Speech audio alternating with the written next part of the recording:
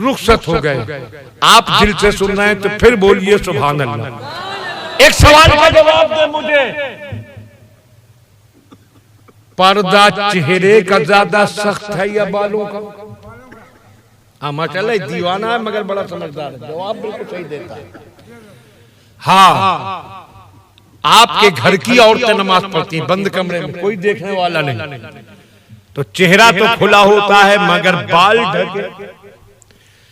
अगर दुपट्टा हल्का है और बालों का रंग जाहिर हो जाए नमाज में तो नमाज ही नहीं होगी।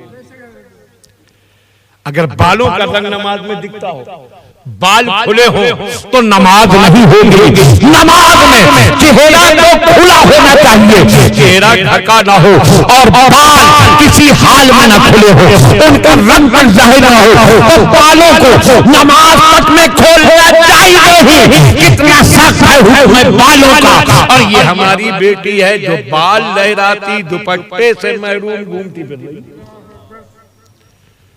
इसको बताओ हे बेटी, ये बाल जो तू खोले फिर रही है ये नमाज में तक खोलना जायज नहीं है।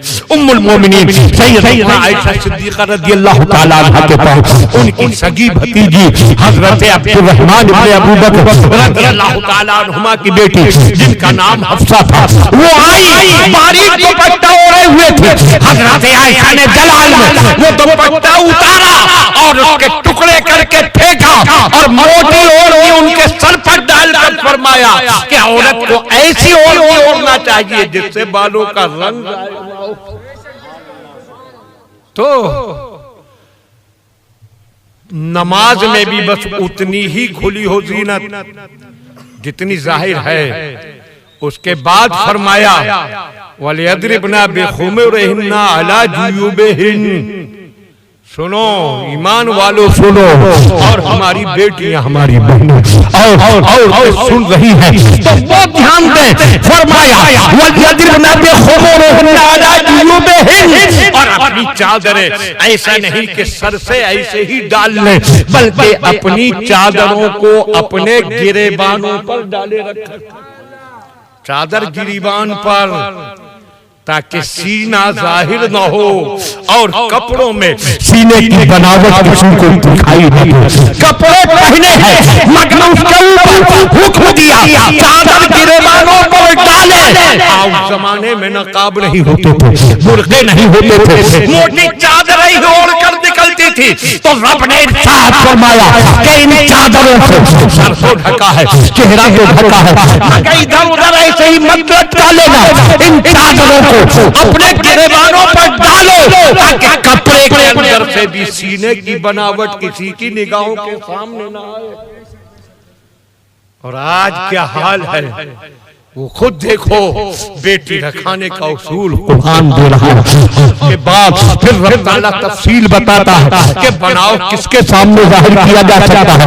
आम जिंदगी में फरमाया वला युज़ीना ज़ीनतहुन्ना इल्ला लिबुलतिहिन्ना औ आबाइहिन्ना औ आबाइ बुलतिहिन्ना औ अबनाइहिन्ना औ अबनाइ बुलतिहिन्ना औ इख्वानिहिन्ना औ बनी इख्वानिहिन्ना औ बनी अखवातिहिन्ना। फरमाया तुम्हारा बनाओ, तुम्हारी सजावट, तुम्हारी आराइश किसी के सामने जाहिर नहीं होना चाहिए, सिर्फ किनके सामने। तफसील बताई किन के सामने जाहिर हो सकती है, किन से पर्दा नहीं।